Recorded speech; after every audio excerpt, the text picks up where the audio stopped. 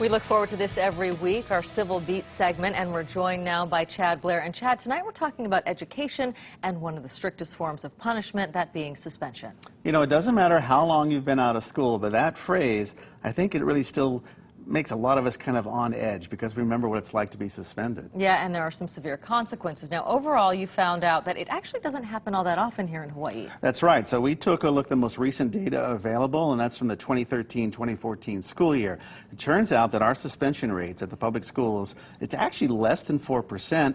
That's lower than many places on the mainland. But the article did hone in on some disproportionate enforcement, namely among certain students. We're talking about Tongans, Micronesians, and Native Hawaiians. Now let's take a look at those numbers. According to Civil Beat, 5.7% of Tongan students were suspended at least once during the 2013-2014 school year, 5.2% of Micronesians, and 4.8% of Native Hawaiians. Now, just as a comparison, Filipino, Caucasian, and Japanese students had considerably lower suspension rates. So, Chad, those are some pretty big red flags. Well, they really are big red flags. So we talked to one expert who said, not surprisingly, if a student has a high suspension rate, chances are that they are not going to be so successful academically.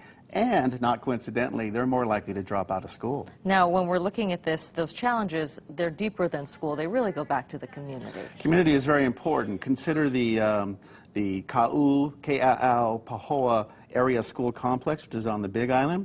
They have some of the highest suspension rates in the entire state.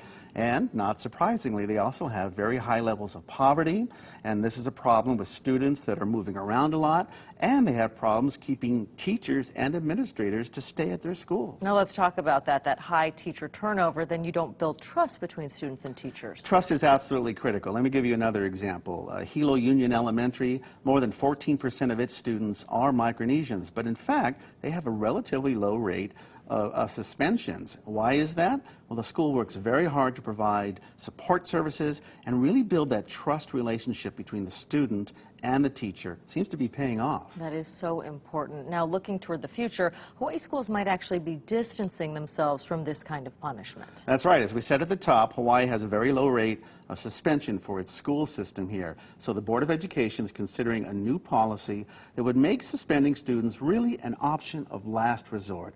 Instead, the focus would be on focusing on what that root cause is for this bad behavior. Very interesting, and so interesting to see those numbers side by side. If you'd like to see that whole article, KITV.com has a link right to it.